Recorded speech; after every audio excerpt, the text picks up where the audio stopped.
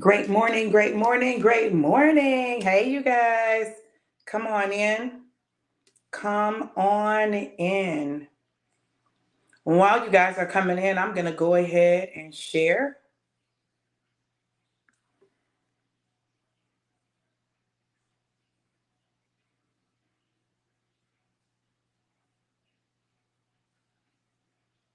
Hmm. I'm trying to figure out what's going on and why my camera is not showing.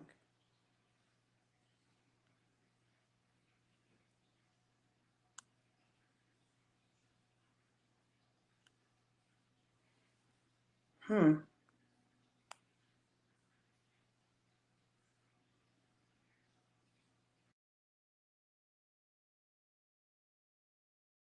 There we go. Hopefully. What's going on? Oh my goodness. Hold on, you guys. I'm going to have to switch over.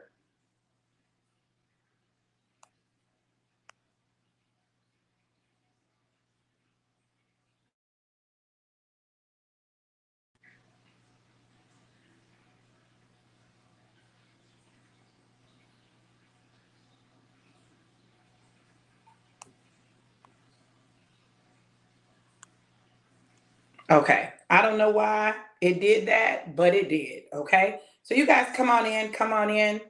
Now I'm live. Now you can see me. I don't know what was going on, but something was going on. The devil is a liar. Okay. And the truth is not in him. All right. So y'all come on in, come on in. And while you guys are coming in, I'm going to go ahead and share.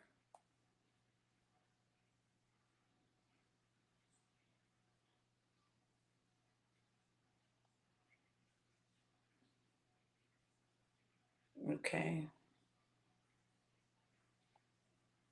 All right, there we go. There we go. There we go. Hey, you guys. Great day, great day, great day. The enemy didn't want to let me be great, but guess what? He can't stop me. He cannot stop me. All right, you guys come on in. Make sure you share the broadcast. Share the broadcast. We're on part two. We're going on part two of yesterday's live. Your assignment, God's way, part two. Your assignment, God's way, part two. So go ahead and share, share, share.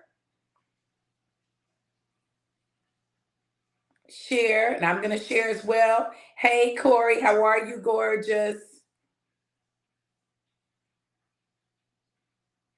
All right.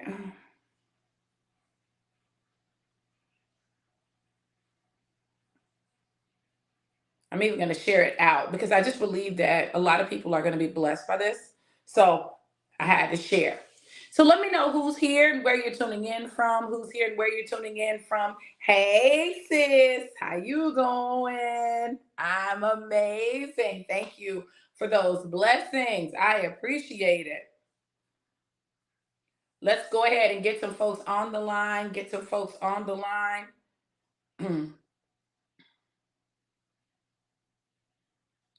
What I know is God is not playing when it comes to us. So come on in, come on in. Make sure you let me know you can hear me. Let me know you can hear me. I had some technical difficulties at the start of the broadcast. So I want to make sure that you guys can hear me, that y'all can see me and hear me. Okay.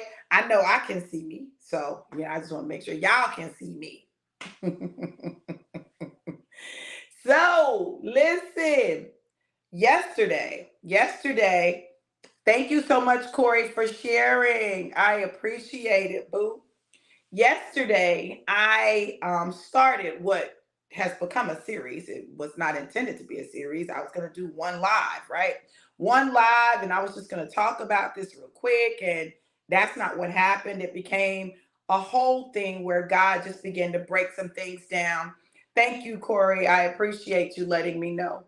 Where God began to break some things down, and I just began to share with you what He was sharing with me, literally on the spot, right? This was not something that I had written down. It's not something that I had prepared. It was literally God speaking as I went. And what he was saying was some powerful stuff. That's what I will tell you. If you missed yesterday's live, you want to go back and watch it because it's going to make today make even more sense. Before I get started, I should have brought my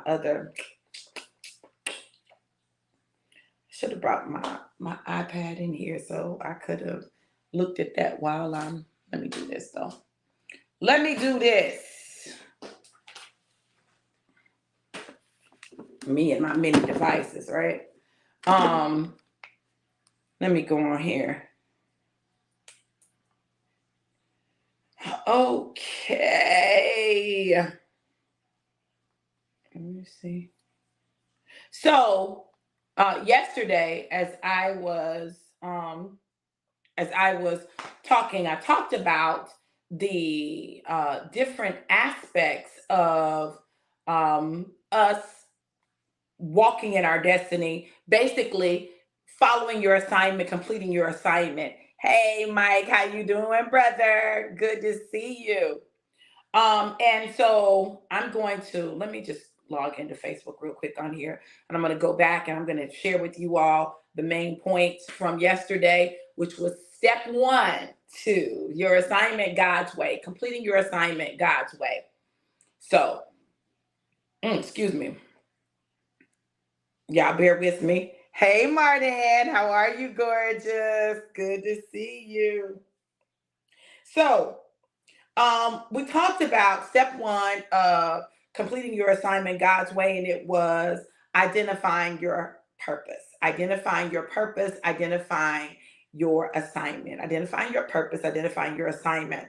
And we talked about the fact that in order to identify your purpose, there's several steps, right? People say it all the time, I don't know what my purpose is. I don't know what my purpose is. Well, let me help you and just kind of recap that. Man, now I gotta type this stuff, y'all. Wait, y'all help me. Okay, so step 1 to identifying how to complete your assignment God's way, all right, is identify your purpose.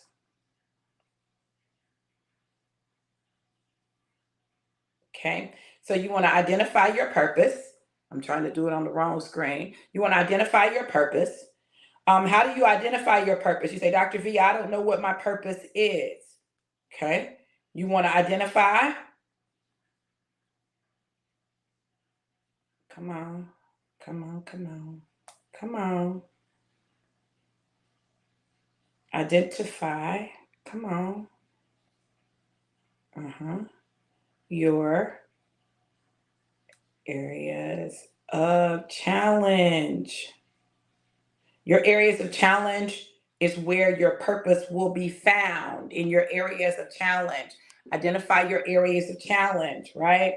You want to identify your areas of challenge because your place of challenge is also your place of blessing. You know, God has a design that those things that challenged you is the place where your blessings reside. And so you've got to be able to face those things. That's A, right? All right. B. All right, you want to identify your challenges. Then you want to identify your gifts. All right. And you want to, hey, Lydell, how are you? Good to see you. Identify your gifts. And when you identify your gifts, you want to identify your spiritual gifts. 1. And 2, you want to identify your natural gifts.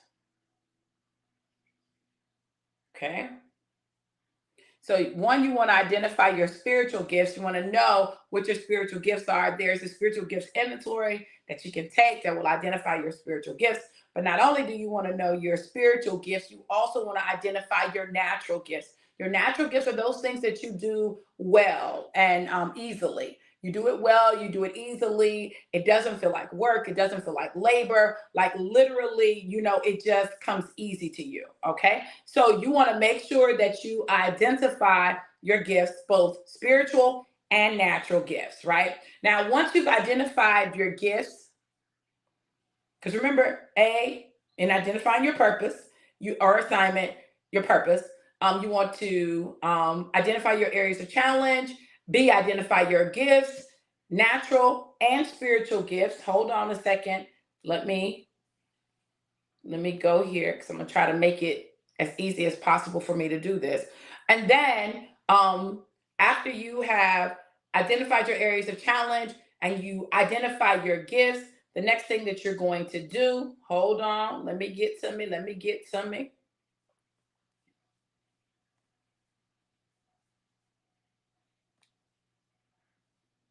I need to get to yesterday's. Great morning, Antoine. How are you? Let me adjust, y'all. I pulled something yesterday in my back. I got a spasm. I was lifting a basket of clothes. That's why I don't lift stuff, right? Further confirmation that I am not to lift stuff, okay? But I lifted it wrong and it hurt my back. Amen. You got a posture of gratitude. You got a posture of gratitude. Man, listen, yesterday was crazy. It was so crazy. Like so much stuff came, so much stuff hit. So you want to identify, man, come on. Y'all, we had a storm last night that affected our internet. So my internet has been going in and out. So bear with me as I do this. Yeah, it's acting up. Okay, let me try again. So you want to, in identifying your purpose, you want to identify your areas of challenge, A, and B, you want to identify your gifts, both spiritual and natural gifts, right? C, okay, we done identified our areas of challenge. We've identified our gifts, spiritual and natural. C, what was C, y'all? I'm trying to get there, y'all. It's not letting me be great. Y'all tell me what C was. Y'all remember what the C was? Because I can't get to it. Oh, there we go. There we go. Thank you so much, Christina. C, y'all pull y'all's notes out. Identify lessons learned. Identify lessons learned. You want to identify lessons learned. Identify lessons learned. Okay. So you want to identify lessons learned so that you have you glean something from it. Okay. Identify lessons learned. Then what's under identify lessons learned, y'all? What's under identify lessons learned? Is there something under there? Y'all let me know. Y'all got the notes. That's what I thought, Christina. Under lessons learned, you gotta dig. You gotta dig. What is dig? Dig is develop introspective and gratitude. Develop introspective and gratitude. Somebody write that down for me, please. 11-1, which is 111. 11-1, which is 111. Baby, that's a powerful angel number because what it means is it is time to create, that you have the ability to create. Listen, it talks about new beginnings. 111. So, develop introspective and gratitude. This is where you want to get a posture of gratitude so that your posture is gratitude. You're grateful. Listen, if you're grateful, can you complain? If you're grateful and you got a posture of gratitude, you're less likely to complain. We complain when we're not grateful. Like, you can always find something to be grateful about in any situation. There's got to be a way of finding gratitude, right? So if you keep a posture of gratitude, you're less likely to complain. You're less likely to find fault. You're less likely to do those things. When we do those things is when we're not grateful. When we're not grateful. Live your life in a posture of gratitude, because if you live in a posture of gratitude, then you'll complain less, appreciate more, and actually you'll draw more into your life, more positive things, more good things into your life. Okay? So we got to identify lessons learned, and D, Do do do do do do do. Identify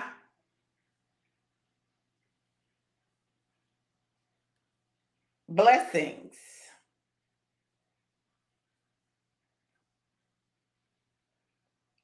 Thank you, Corey. Hey, TJ, how are you? Congratulations, beautiful. You want to dig, develop introspective and gratitude, and you want to um, identify your blessings. Identify the blessings from the situation. What were the blessings? Angel number 122. Angel number 122. Identify the blessings. Identify the blessings in what you experience. Find the blessings. There's always a blessing in everything, no matter how bad it is. There's a blessing attached to it, right? One of the things that I've learned is that when we can learn to appreciate God and know that for sure and for certain that all things work together for the good of those who love the Lord and are called according to his purpose, even the stuff that don't look good, don't feel good, don't seem good, works for our good. Angel number 133. 111, 122, 133. God is a God of order. Great morning, baby. Thank you for sharing. Oh, thank you, TJ. You are too, girl. Now, so we've gone through, that's all of it, right? That's all of, oh, no, no, no, no, no, no, no. E. E is ask God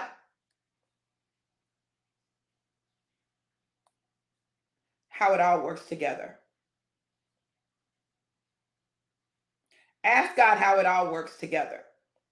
See, when you take your areas of challenge, ask God how it all works together. When you take your area of challenge, okay, you've identified your area of challenge, you've identified your gifts, both spiritual and natural. You have, let's see, y'all, help me.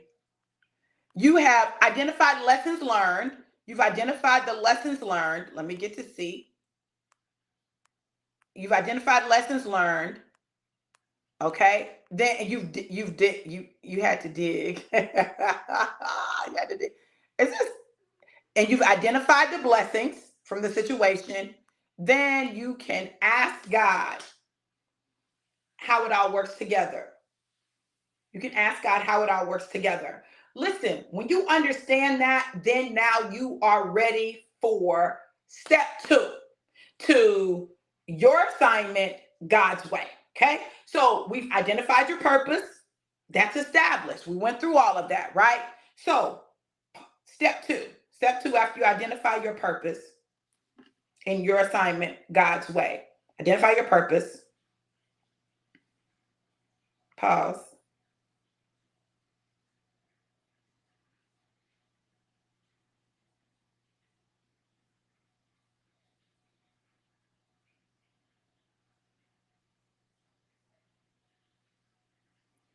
Okay. Step 2.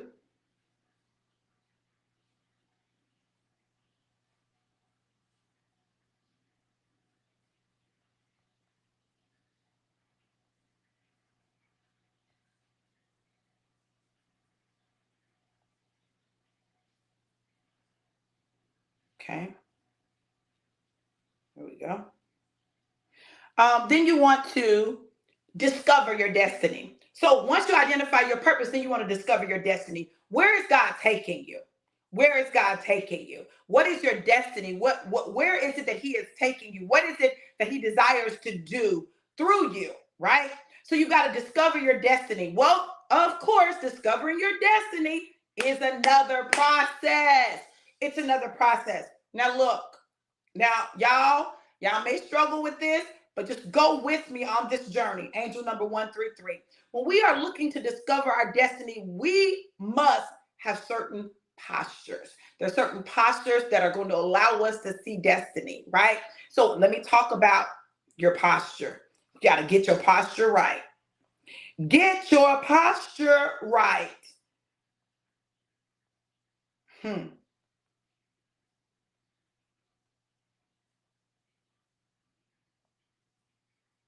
Okay. To discover your destiny, you've got to, I should have made that an A. Get your posture right. Hold on. That should be an A, y'all. That should be an A. Really should. Okay. Get your posture right. So that's an A. Put an A right there. Get your posture right. What does it mean to get your posture right, and what posture is it referring to? Are we talking about how you stand up? Like what you talking about? When you're talking about discovering your destiny, in order to discover your destiny, you got to get your posture right. You got to get your posture right. Well, listen, let me tell you something about us and our posture. Okay. Good morning, Tiffany. How are you, gorgeous? So look, okay, I'm going to say this, and I need y'all to hear this coming from the place it is coming from, okay? So when you get your posture right, this is really, man, I messed up, so let me fix it. A, get your posture right.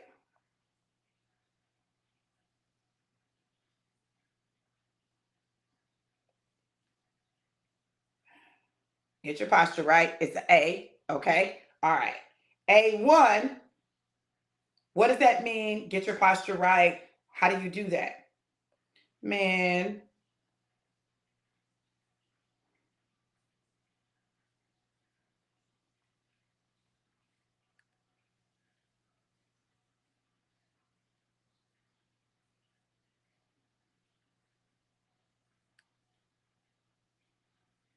you got to humble yourself before God and man. So listen, humble yourself before God and man, not just God. Humble yourself before God and man. Let me tell y'all something. Sometimes we can be so arrogant and haughty in our spirit. What does haughty mean? I'm going to tell y'all what haughty means, because I want you to really understand what God is talking about.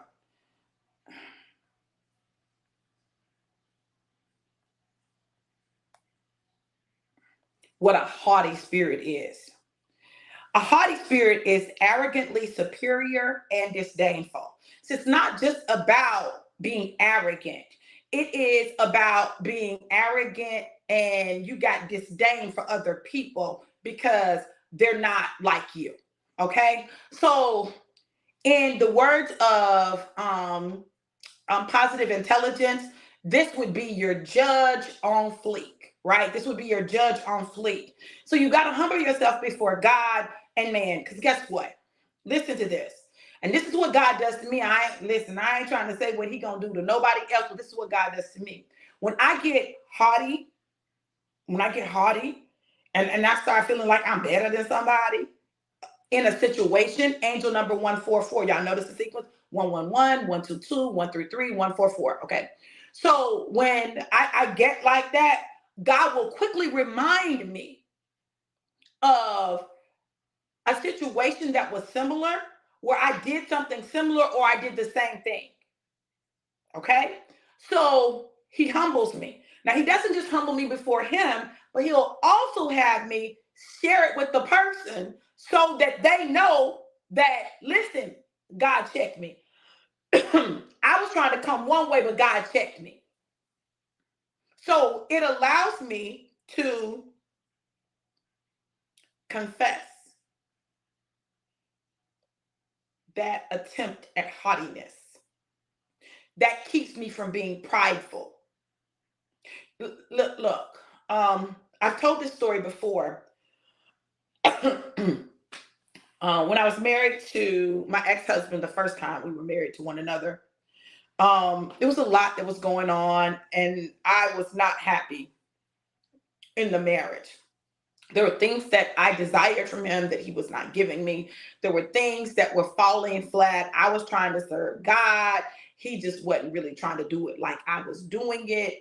I was looking at him, and with all the things that were happening, I was losing respect for him. And I ended up cheating. I chose to cheat. My cheating wasn't he made me cheat. It was I chose to cheat. That was my response, okay, to what was going on. Cheating was my response, okay? Angel number 155. 1, 2, 3, 4, 5. God is a God of order and sequence. So I chose to cheat. And I had to confess. God already knew, but I had to confess. I'd have been ordained. Was the first woman that my pastor had ordained. Like it was a whole thing, right? So I had to confess to my pastor, and I had to confess to my husband. Okay. You would think that that's enough. You would think that that would be it. God, I'm good, right? So God had me study confession in the Bible. So I began to study confession. I was studying confession, and it was getting ready to be Communion Sunday. And I read in my study, I ain't talking about my pastor told me to do. No, I'm talking about what God led me to do. And I read where before you take communion, you got to make things right. And there was a place where it was talking about confession. Floored. Because I knew in that moment, as soon as I read it, I knew God was telling me, you got to confess. You got to do a public confession. Now, I know a lot of y'all ain't with public confessions, and I wasn't with a public confession either. I would have preferred not to. And this is how my conversation went with God. I know I ain't the only one in that church that done cheated. I know I'm not. Ain't nobody else did no public confession. Why I got to do a public confession? God was very clear with me. This is when he told me. He said, I'm putting your life on public display. And I said, what the what? Who signed up for this? Because I didn't. I didn't sign up for this. So I knew that I had to confess publicly. So I go to my pastor and I say, hey, I was studying confession, and I walked him through my study, and I walked him into what I said. And he said, I already knew you were going to have to do that. What? What you mean you knew I was going to have to do that? He said, I already knew. Angel number 155, I already knew that you were going to have to do that, but I wasn't going to tell you that. So I know that it wasn't that he made me. Like if he'd have told me, well, you're going to need to do a public confession, I would have been, who said? Why I got to do that? Mm-mm. God walked me through it, led me to it, and I had to do it. Why? Listen, God humbled me in that situation. Because let me tell y'all something about me. Look, I don't be caring too much for people's opinions about me, okay? Keep your little opinions to yourself. You can have them, it's your right, but don't feel like you got to articulate them, and especially articulate them to me, okay? So I would prefer not to give people stuff to talk about. That would be my preference. But no, God keeps me in a place of humility. So he makes me do public confessions of stuff that other people have done, but they've kept private. The only difference between me and them is I was public with mine and they were private. So people look at me with a side eye. So it allows God to reveal to me people's hearts as it relates to me. So I got to go up there and confess, which means now I got to tell my kids because they're going to be in the church. So got to tell my kids that I cheated, I had an affair.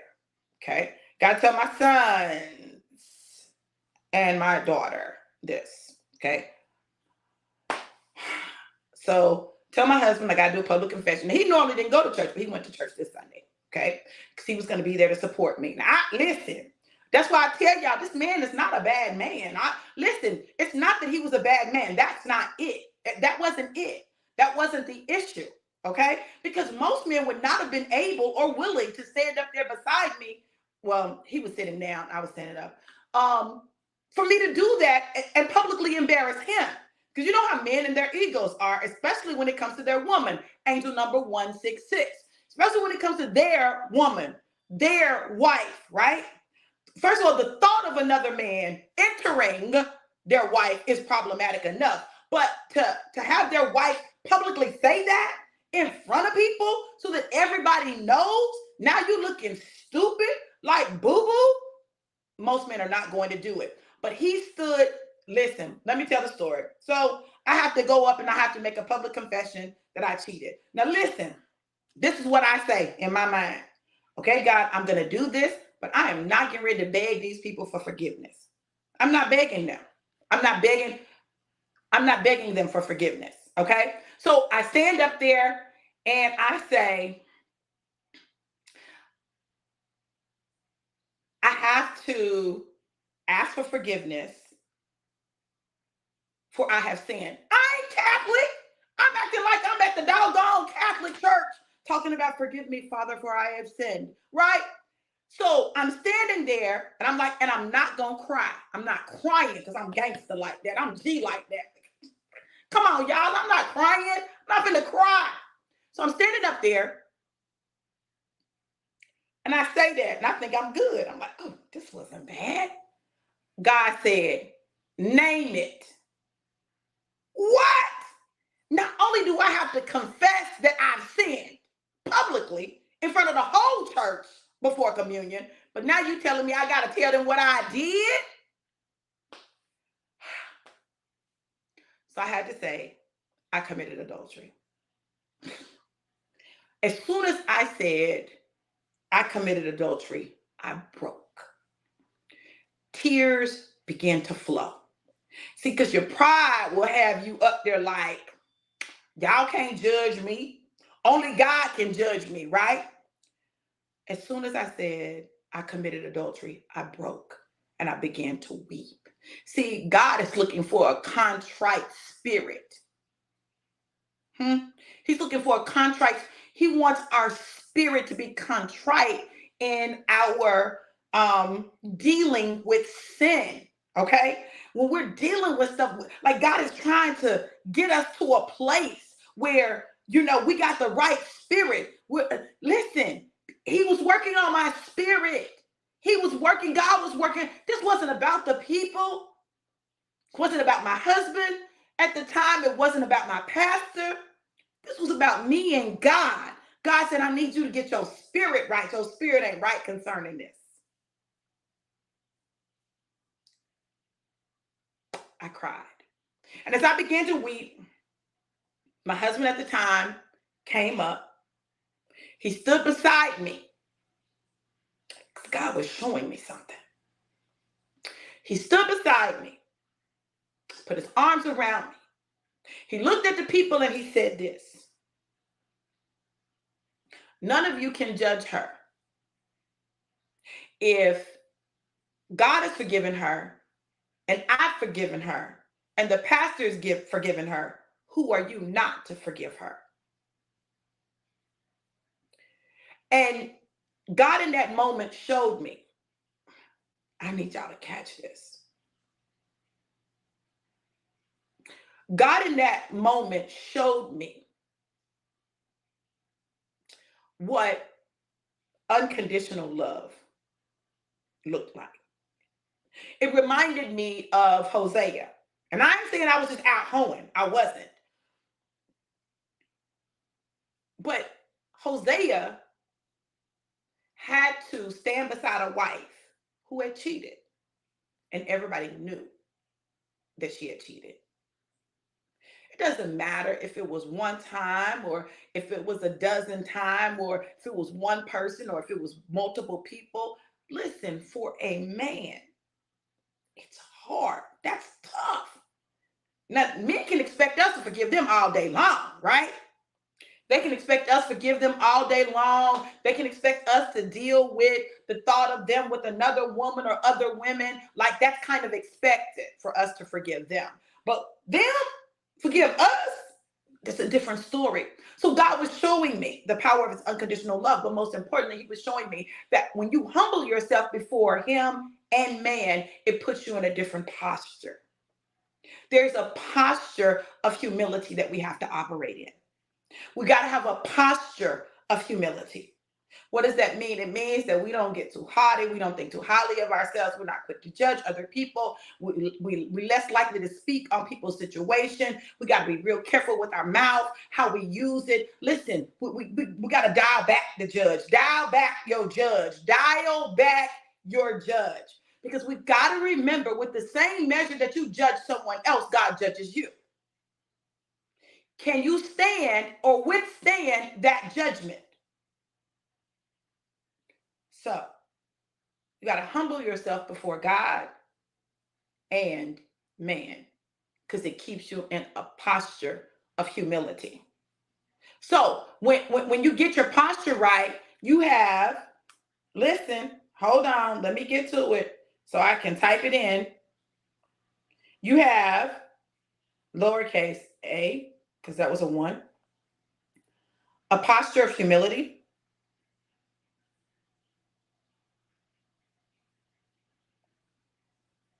That's why God didn't remove the thorn from Paul. He needed him to stay in a posture of humility. Hey, brother, how are you? He needed him to stay in a posture of humility. See, if he hadn't had that thorn in his flesh, which was sin, there was a sin that, like, it was like, God, take this away from me. God's like, no. Mm-mm. Mm-mm. No, you don't have to. My grace is sufficient. Could have been sickness. God, take this away from me. Mm-mm. My grace is sufficient. Whatever it was, God said his grace was sufficient. No, I'm not gonna put you in a position where you feel like you can do this by yourself. No, you're gonna know you need me. So you gotta have a posture of humility. You gotta have a posture of gratitude. So here we are back to this gratitude thing. A posture of gratitude. Being grateful. There's nothing worse than ungrateful people. That's the judge. That posture of gratitude. Well, can you see how quickly God just humbled me like that? Oh, there's nothing worse than a person, an ungrateful person. Okay, God, I hear you. All right. See how quickly he humbled me? Okay. A posture of gratitude, a posture of humility, a posture of gratitude. And listen, the third thing that you got to have is a posture of praise.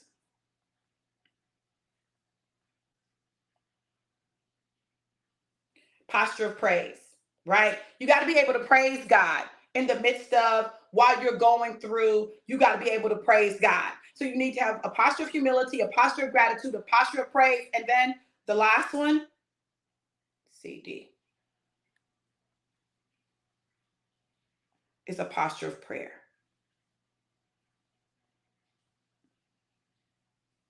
A posture of prayer. Now listen, for those of you who need some prayers, you don't know how to pray, get my cousin's book, Rhonda Williams. Get her book. It is an amazing book of prayer.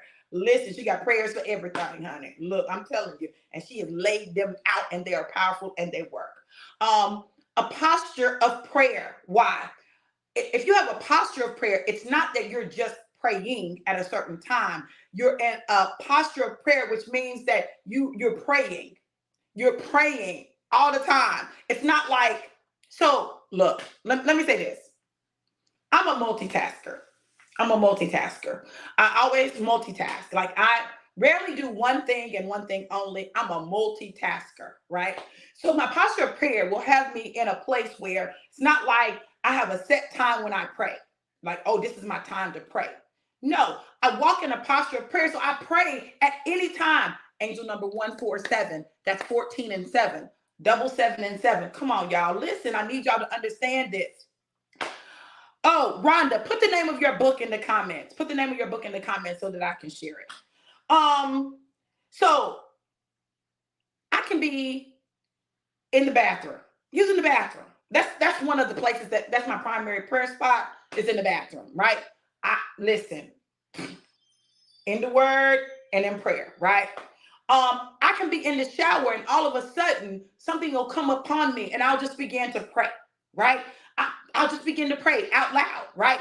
I can be doing something and I'll just break out into a prayer. Listen, that is a posture of prayer. So when you're in a posture of prayer, it's not that you have to pray at a set time. It's not that you got to pray in a set way. It's that you are in a posture of prayer. So prayer is always there. So it comes out when you need it to come out. Listen, y'all, I'm not saying I'm perfect. I'm far from perfect. Listen to me. Listen. But I try to stay in a posture of prayer because I need prayer. I need prayer. I need God. So at any moment, I can say, Jesus. That's prayer. The compilation. Prayers, declarations, and affirmations to tear down walls. Bam! There you go. Rhonda Williams. The compilation. Prayers, declarations, and affirmations to tear down walls. Okay? You can go to her page. Go to her page and she can tell you how to get it. Go to her page, inbox her. Yeah, I should say how to get it. Okay. So listen, we need a posture of prayer. So the first thing that we've got to do in order to discover our destiny is get our posture right. Right. So here we go. We need a posture of humility, a posture of gratitude, a posture of praise, a posture of prayer. Okay. One more. I thought I was done. I'm not.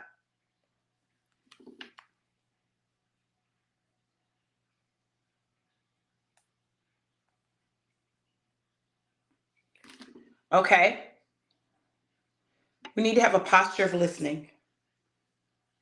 So often when we think of prayer, we think of us talking to God, right?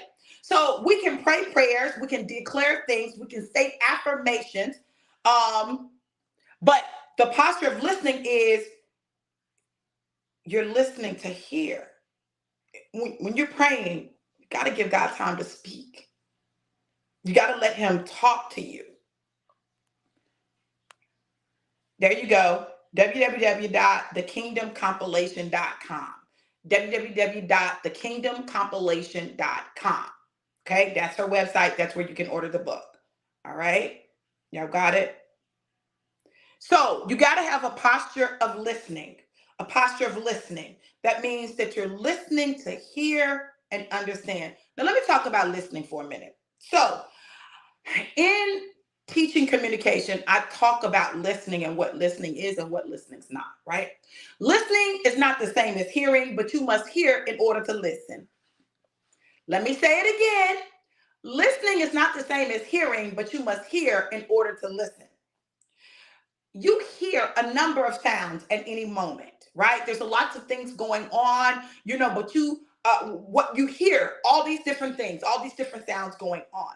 But you pay attention to certain things. You pay attention to certain things, okay? So you hear the sounds. There's the physiological thing where you hear the sounds, but in order to listen, you not only hear, but now you've got to attend to the particular sound that you're hearing. You got to attend to it. You got to pay attention to it. Listen, some of y'all are saying that God is not talking to me. God doesn't talk to me. God is talking. But are you listening? Are you paying attention to what he's saying to you? See, just because he's talking doesn't mean you're listening. So you got to attend to what God is saying. You got to pay attention to it. You can't just hear all these sounds and not attend to it. So what normally happens is we attend to a certain thing. So my husband was talking about me and us watching movies. I told y'all I'm a multitasker. So we're watching a movie or a show. And while we're watching the movie or show, I may get on Facebook. I may like some stuff, comment on some stuff, respond to a comment, respond to a DM, whatever. Well, in his mind, I'm not listening. I'm not listening to what's going on in the show because my attention has shifted, right? Now I hear what's going on in the show, but he's probably right. I'm not attending to it 100%. I hear it like background noise, but my attention is somewhere else. So when my attention is wherever it is, right? When my attention is wherever it is, I'm not giving the show the attention that would allow me to take in everything that's going on. So I'm gonna miss some stuff. Now, listen, because I'm a multitasker, I don't mind that I miss some stuff. Doesn't bother me. Okay? So you've got to understand that when God is talking, you've got to choose to attend to the voice of God, right?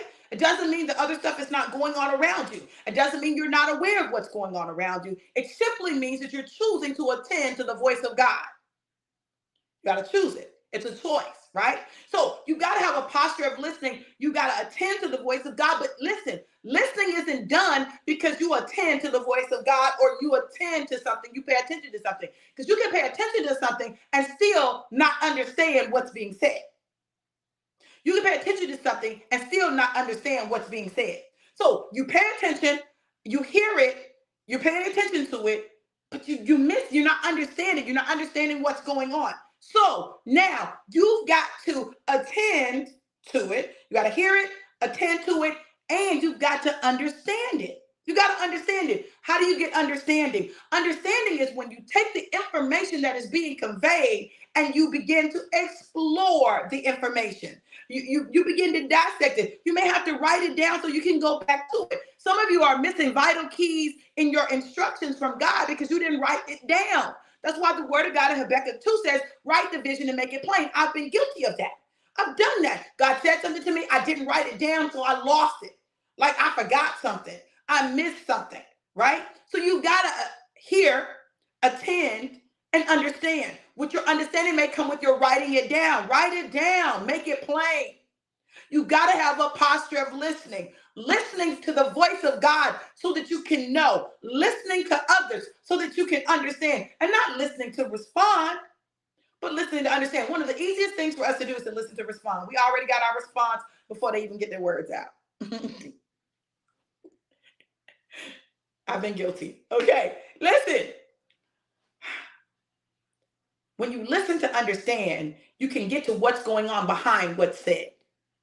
Most of the time, not all of the time, but most of the time, if there is a disconnect in understanding, it may be because you view the world differently. Now, different is not a bad thing.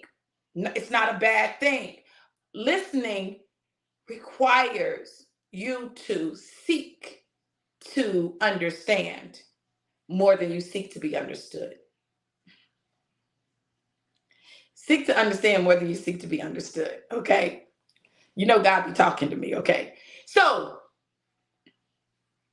in seeking to understand, you're trying to understand, paraphrase. So we engage in what's called active listening. Active listening is when you paraphrase what you heard. So what I hear you saying is, and they can correct it and say, no, that's not what I'm saying. This is what I'm saying. So that you can try to get to a point where you have common language to create understanding. Now, there are some groups that just are going to be challenged in understanding, but it doesn't mean you can't get there. You can, right? Men and women, we view the world differently. We view the world differently. We communicate differently, okay? So men may not always articulate the feeling behind the thing. They just know this, I don't like this. They may not be able to articulate all of the feeling behind. They may not be able to articulate why, but they just know when they don't like stuff. And they can say, I don't like that. Why don't you like it? I just don't. Translation, I can't explain to you why I don't like it, but I know I don't like the way I feel when this transpires. Okay? We tend to be very much more so on the emotional tip in terms of being able to describe the emotion attached to the behavior that comes forth, right? Not always, but many times, okay? So there can be clash, but listen, if you love someone, you're going to do the work required to get to understanding. And God loves us so much that he wants us to understand what he's saying to us. So he will send us signs. He will send confirmations. He will send people to give us a word that'll help illuminate or bring light to something that he said, where we have an aha moment. They call that an epiphany. You have an epiphany where you have an aha moment. Oh, okay. That's what, okay, I get it, right? It doesn't mean that you're going to change who you are, what you do, or how you do it, but you have a greater understanding. Listen, desire understanding in all of your relationships, and especially in your relationship with God. Desire understanding. Say, God, help me to understand. And he will. He'll do that. I remember, I don't know about anybody else, but I used to struggle reading the Old Testament. The Old Testament was so freaking boring to me. Like, I'd be like, oh my God, this one begat, that one. All them begats make my nerves bad. Like, it's too much information, too much detail. Until I remember something happened and I made a connection. And I said, wait, hold on. You mean to tell me that Rahab is in the lineage of Jesus? Like, she was in that list. So then I began to go back. I said, well, hold on, wait a minute. Ruth and Obed's son was so-and-so, who had so-and-so, who had so-and-so, and I ain't gonna ready to try to say it because I've been saying it wrong, right? Wait a minute. And you begin to understand, not Ruth and Obed. was Ruth's son. Ruth and Boaz's son was Obed. I think that's right. So, but you begin to understand that there are connections. And then God began to open up the Old Testament to me, and it was like I was watching movies, reality TV. I was like, what? He did what? He slept with his daughters? What? And they had kids? What?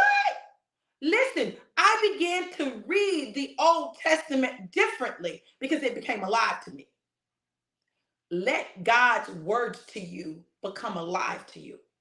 See, when his words become alive to you, you can't run from them. When his words become alive to you, you begin to get some things begin to connect. The dots begin to connect. And you're like, okay, I get this now. There'll be things that you won't understand all of, but that's why you write it down, because later on you can go back to it. A posture of listening. Okay? So we have to get our posture right. So we said that the first thing is that you got to humble yourself before God and man. Hold on. And number two, step two, one, identify your purpose. Two, discover your destiny. In order to discover your destiny, you got to get your posture right. Okay? And we went through how you get your posture right. You get your posture right by, so that's A, get your posture right. You get your posture right by humbling yourself before God and man. And you do that by having a posture of humility, a posture of gratitude, a posture of praise, a posture of prayer, and a posture of listening. Okay? That's how you get your posture right. All right? So, we're still talking about how we discover our destiny. You humble yourself before God and man. And to do that, you got to get your posture right. Okay? You got to get your posture right. The next thing is, after you get your posture right, after you humble yourself before God and man, then two, because I had to have, you got a one, you got a seven, two. Humble yourself before God and man. This is getting your posture right. Two, you make the necessary confessions. Listen, we don't want to make confessions. We don't want to do that. I ain't saying you got to confess to the whole church. I ain't saying you got to confess to everybody, but you have to make the necessary confessions. You got to make the necessary confessions. In making the necessary confessions, what that does is this is how you humble yourself before God and man. It keeps you humble. It keeps you humble. It allows you to be in a place where you don't get above yourself and you have accountability. Now, we don't want to deal with that accountability word, that A word. Now, that's the real cuss word, accountability. When you make the necessary confessions, it will, A, and that's a baby A.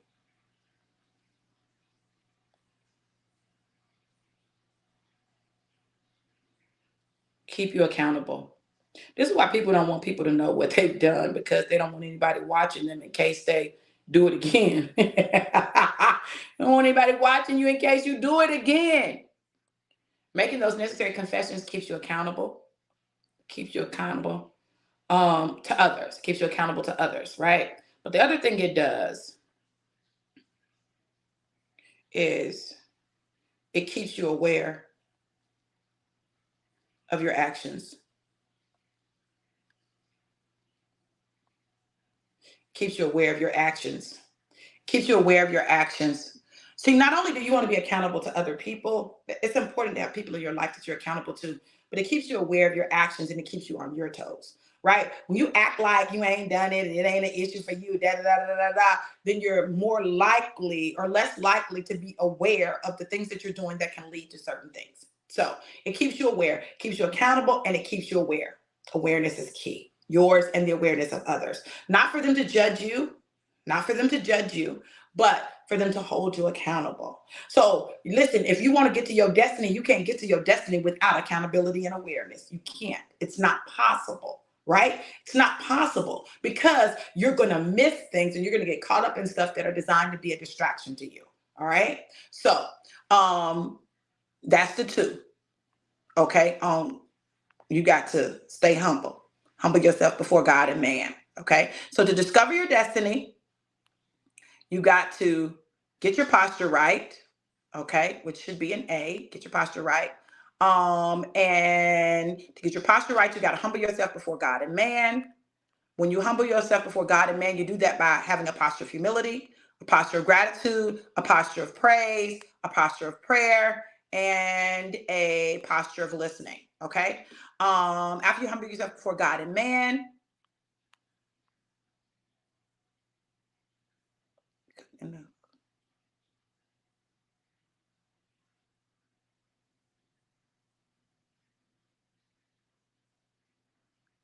Rashidi, I'm trying to figure out what you said. Dr. Veronica, there you cultivate in the colonial farm or form, I don't know, and you will harvest and take to the church. A Black man remains Black. His redemption is to live by following their white's lifestyle. I'm not, I don't know what you're trying to say, but that's not what I'm saying. Two, make the necessary confessions.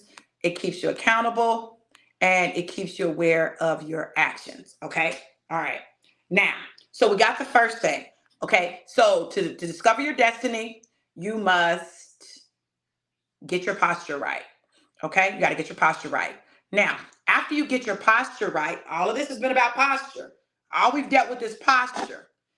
Okay. You get your posture right. Then you have to get your mind right. Get your mind right. Oh, goodness. What do you mean, Dr. V, get your mind right? Well, you got to get your mind right. Listen, a lot of our thinking is off. It is shaped by survival and survival instincts, right? It's shaped by survival and survival instincts. So you got to get your mind right. How do I get my mind right? Well, there are some things that you can do to assist you in getting your mind right. So I'm going to go through some things that will help you to get your mind right so that you can align your thinking, okay? So when you're getting your mind right, one, firmly stand on this. You need to know your saboteurs. Why do you need to know your saboteurs? If you know your saboteurs, then you're going to be able to trace some things, right? Know your saboteurs. What are your self-sabotaging behaviors? What are the things that you use as survival techniques that prevent you from thriving? See, you can't just survive and be in survival mode and thrive. Why? Survival mode will tell you to put your foot on someone's neck. When you get ready to thrive, you got to take your foot off someone's neck in order to go forward. You can't go forward if you're holding someone else down. It's stuff in there, babe. You can't go forward if you are holding someone down. So, listen, babe.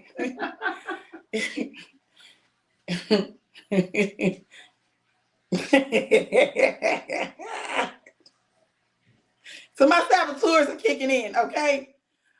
Oh my God. Babe. Oh, thank you.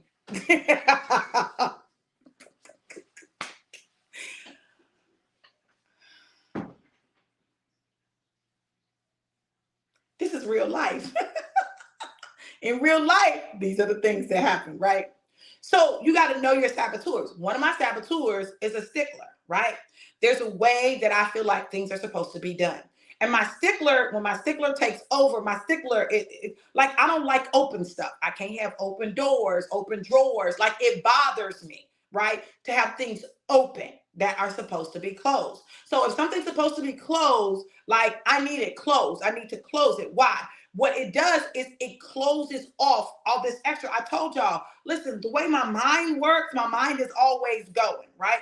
So I just need some order. Like order helps me. It helps me. And what happens for me is if my life does not have order in it, I'm chaotic. My spirit is chaotic. My mind chaotic, my behavior chaotic. My spirit chaotic. If my mind is chaotic, my behavior is chaotic, and my spirit is chaotic. Listen to me. And my mouth is chaotic. So in order for me to navigate my behavior, my spirit, and my mouth, I have to deal with my saboteurs. You got to know your saboteurs. Why? When you know your saboteurs, you can get to the root of things. So in order for me to get my mind right, I need to know what my saboteurs are. After I know what my saboteurs are, next thing you get, this is what I got to know, where they came from. And I know you're not supposed to end stuff in a preposition, but I'm ending it in a preposition. Where did it come from? Where did these saboteurs come from? Where did this come from? Where did it originate? Okay? Where did it come from? Normally, we can trace it back to childhood. We can take it back to our childhood experiences, and then it's duplicated throughout our life, throughout our relationships, friendships, romantic relationships, familiar relationships. It'll be duplicated in our work, and it'll be we'll see these saboteurs at work. Now, listen, the thing about our saboteurs is they're tricky. They're tricky. They can trick you into believing they're your friend, that they're working for you. My stickler says, hey, I'm just keeping you organized. But listen, organization taken to the extreme is obsessive compulsive disorder. Organization taken to the extreme is obsessive compulsive disorder. Y'all heard what I said? Disorder. Now, the whole thing is about having order, but it becomes a disorder. Your desire for order becomes a disorder. It becomes not order. It gets you out of order. Out of order to the extent that it not only affects your mind, but it affects your behaviors, it affects your spirit, and it affects your mouth and what you say. Listen to me. I want y'all to understand that what God is doing in this season is designed to help us get our minds right. But you got to get your mind right if you don't know what's going on with your mind. You got to know what's going on with your mind. You got to know your saboteurs, and you got to know where they came from. And they generally come from childhood. They come from trauma. But you got to be able to trace that stuff back, right? So in order to get your mind right, you got to know your saboteurs. You got to know where they came from. 3, you got to know their impact. You got to know their impact. And you don't need to just know their impact for the sake of knowing it, but it's designed to serve as motivation for you to create change, right? For you to recognize these things are not my friend. Know their impact on you and others. Know their impact on you and others, right? So you got to know their impact on you. How does it affect you? How is it affecting you? Let me do this, lowercase a.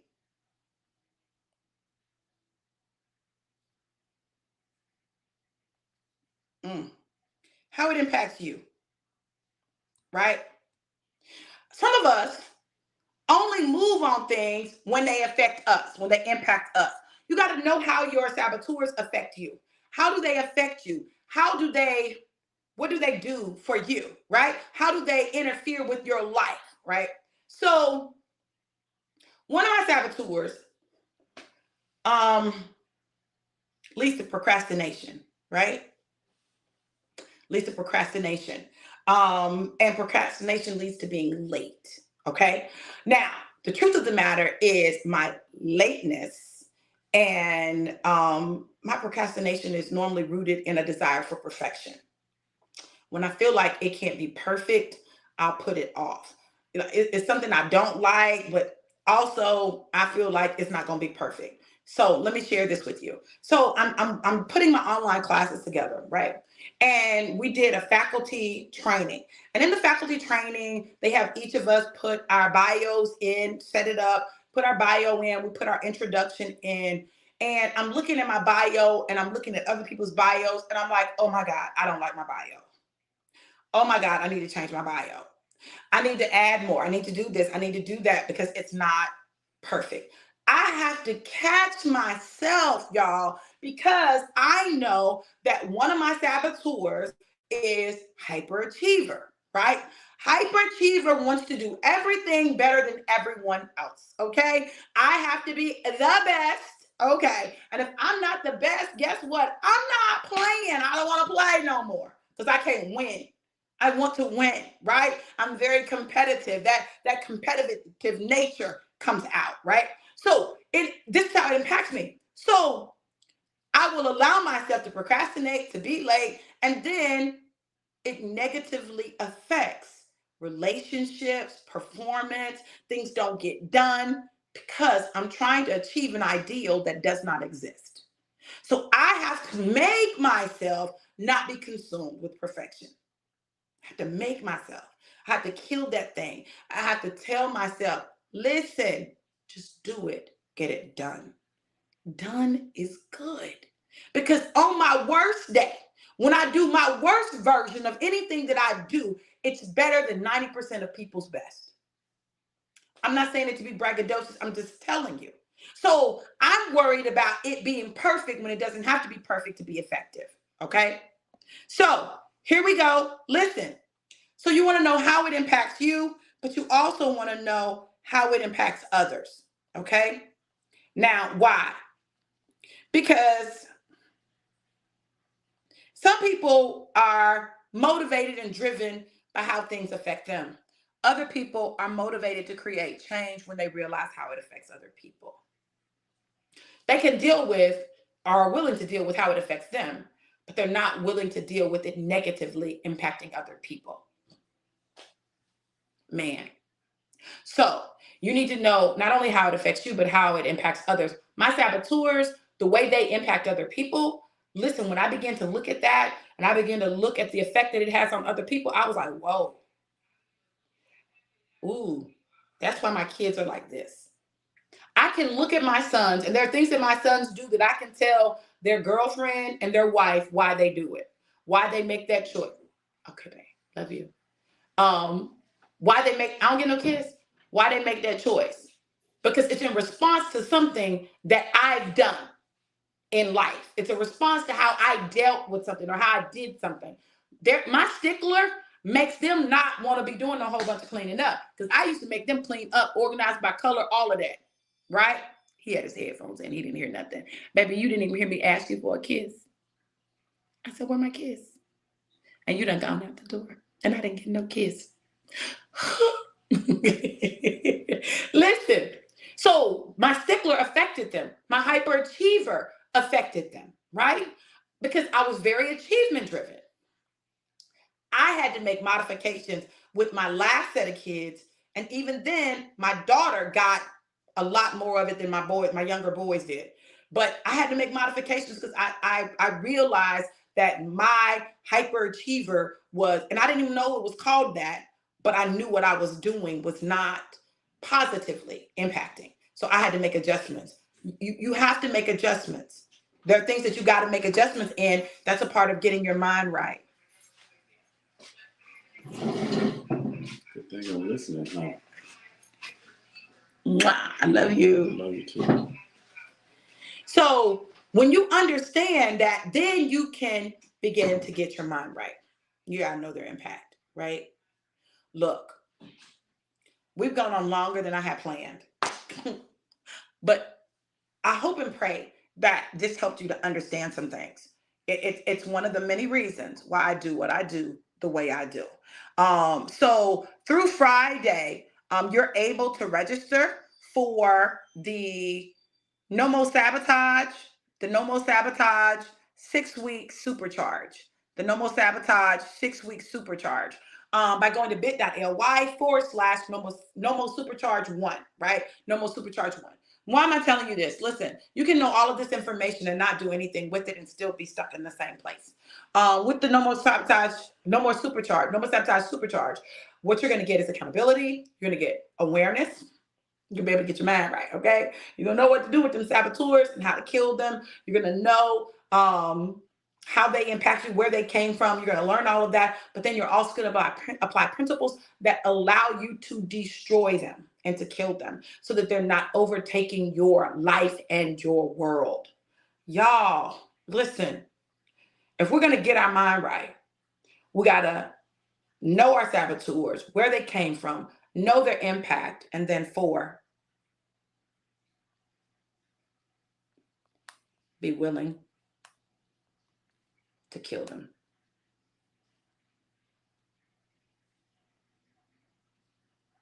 We got to be willing to kill them.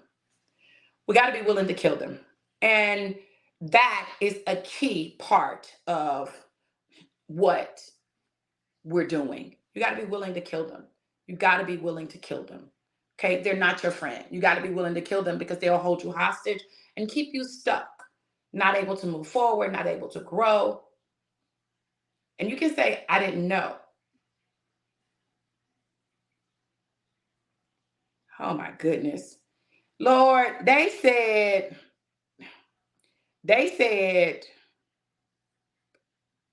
be willing to kill them goes against their standards. So let me change it. Be willing. My God, Facebook, honey. Be willing to destroy them.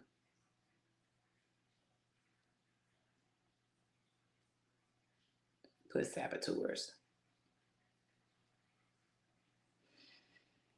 So that they won't shut me down, because you know Facebook known for shutting me down. Okay, be willing to destroy your saboteurs. You got to be willing to destroy them. Y'all, look, it's doable, and it changes your whole perspective. It allows you to move from just surviving to thriving, right? But it requires work. It requires effort. It requires concerted effort. Research shows that over 6 to 7 weeks of consistent work on your saboteurs, work to kill and destroy your saboteurs, you literally can reprogram your brain, create new neural pathways so that your brain works differently, that you begin to move differently. All of that comes with that work. You got to do that work. You can literally see under a brain scan, okay, a different area of your brain activated when you are consciously and actively working to destroy your saboteurs. So you're creating new neural pathways. You're reprogramming your brain. Translation, you're getting your mind right. You got to get your mind right if you're going to discover your destiny. Why? Because you won't be able to see clearly. Everything will be clouded. Everything will be through the lenses of your saboteurs, and you'll miss out on what God is saying and what God is doing. Don't miss it because your saboteurs are in the way. Don't miss it. We've missed too much stuff in our life. We've allowed our saboteurs to, angel number 1212, to halt us, stop us, prevent us from getting to destiny for too long. Don't do it anymore. Now, look, I encourage you to go ahead and do the 6 weeks no more supercharge. Why? Because I'm doing a program called Destiny Driven. Destiny Driven, a journey to greatness. Destiny Driven, a journey to greatness. And it is going to be an 8-week program. It's going to be an intense program. It's going to be a program where we literally are working towards our destiny actively, actively, actively. You got to know your saboteurs. You got to do this work. But in order to participate in it, you have to have done either No More Sabotage 1 and 2 or the 6-week supercharge, right? So you can still participate. I'm not doing the 1 and 2 again. I'm not doing that again at that price. I don't know when I'm doing it again, but I will not be doing it in the month of April.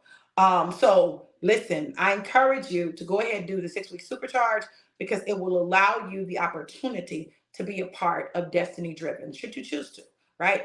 The two programs can coexist. Angel number 1212. But you gotta deal with your saboteurs because otherwise you will forever thwart your destiny. And it doesn't matter how many programs you do, you won't get there because you're still sabotaging yourself. You gotta kill that. I mean, destroy that. Get rid of that so that you can be free to move forward. Angel number 1212. Now listen, I'm gonna go into angel number 1212 because it keeps popping up. And so that means that it's what? Significant. So let me get there.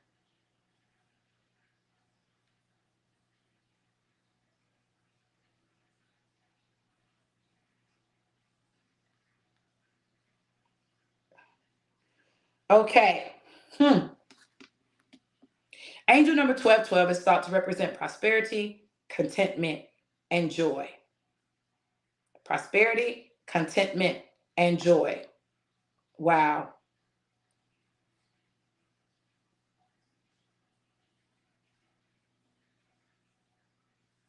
Okay.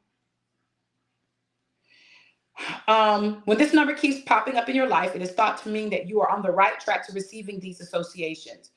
Um, it is thought to represent prosperity, contentment, and joy. It is a good indication that you have either reached these in your life or you are about to. It can also serve as a bit of a wake up call. If you have been focusing on the things you don't have instead of the things you do have and have found yourself to be less than satisfied, seeing the number 12 in this pattern could mean that you need to change your perspective. The number 12, according to numerology, is associated with growth and enlightenment.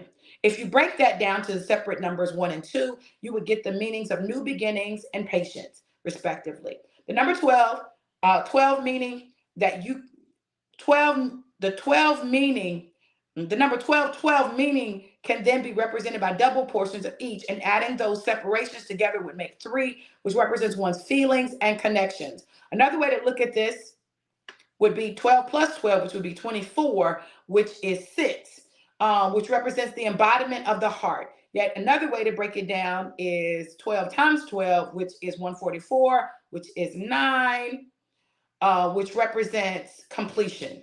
12, 12 equals 1, which, as stated earlier, represents new beginnings. Look, what I'll say is this, that we have choices, and what we do with those choices will determine how things are navigated in our life. What I want to encourage you to do is do the work, beloved. Do the work. Do the necessary work so that you can really get to your destiny and move the stuff out of the way that needs to be moved out of the way. Get your mind right. I pray this word has blessed you. I pray that it has given you insight. And if you're interested in the NOMO Supercharge, put no more supercharge. If you want more information, I'll get it to you. If you're interested in destiny driven and being considered for it, definitely put destiny driven in the comments and I will interview you, because it's a process to be accepted. I'm only accepting 12 people in that program. 12, 12. I'm only accepting 12 people in that program, so it'll give you a chance to get it. This has really helped me. Thank you so much. Blessings. Oh, you are so welcome. And if this helped you, definitely consider NOMO Sabotage Supercharge, the 6-week Supercharge and Destiny Driven, because we're going to go in depth. We're going to dig deeper and we're going to actually put the stuff to work. We're going to apply the information to our lives. Look, you guys, listen, if you want to sow a seed, if you feel compelled to sow a seed, God has put it in your spirit to sow a seed, you can go to Cash App, $DRV Johnson 777. Cash App, $DRV Johnson 777. 12, 12, yet again. Listen, I love you guys to life and life more abundant. Have an amazing, incredible, and epic day. Be blessed, and let's get our minds right so that we can get to our destiny. Love you guys. Mwah.